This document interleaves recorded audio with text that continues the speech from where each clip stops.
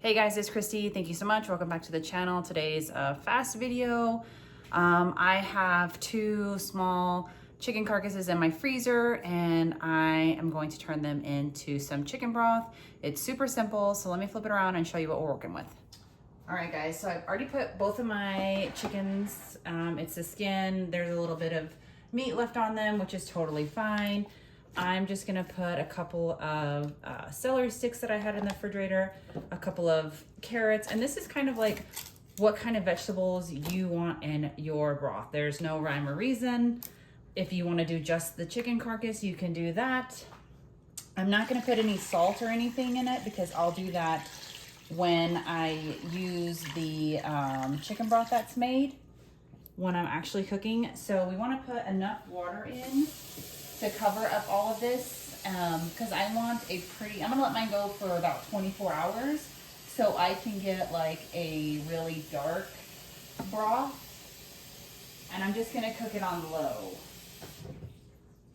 So just cover your guys up. And I'm gonna strain everything, so I left the celery tops, everything, the soft part of the onion on there. And then I'm just gonna put it on low. And I'm gonna let it go for 24 hours and I'll show you what it looks like in 24 hours. All right guys, it's been about 24 hours, so I'm going to turn off my bone broth, chicken stock, whatever you wanna call it. As you can see, the water level has gone down quite a bit, but it does look like it's very concentrated. So I'm gonna let this cool completely. And I have these little, I need to wash them. I only use them for the chicken stock. They're like cubes. I don't know what that is. I'll wash it. Oh, there you go.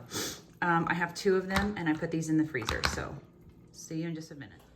Okay guys, so my broth is somewhat cooled. I go ahead and get all the big pieces out that I can, just because I'm not doing this in the sink and I don't want to splosh everything around.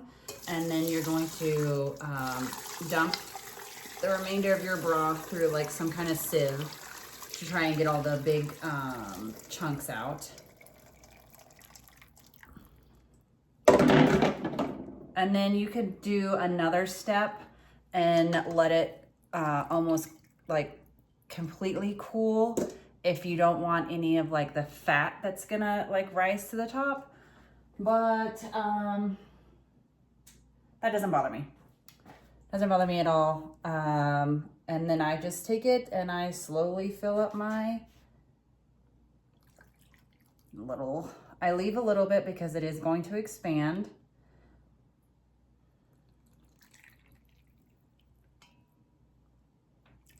And then all I'm going to do is put this like ice tray looking like thing in the freezer. And I'm gonna let them get hard. And then I'm gonna pop them out.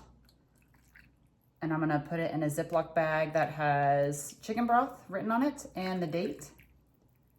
Because after this, after I clean all this mess up, I'm going to make some turkey broth. It's that simple. So this guy's gonna go into the freezer. And then I'm just gonna use this and fill up this next one. All right, guys. So by the time I got to my chicken broth frozen ice cubes, my son has already got into them and took a couple out because he uses these for like when he makes ramen when he comes home from school. And it's been a few days, so he's used half of that one already. But I just take them out and I don't, like I said, I don't skim the fat off because I like the collagen and all that comes with it. That's totally up to you that you can do it that way. I just prefer it this way. It's just, we use these so fast.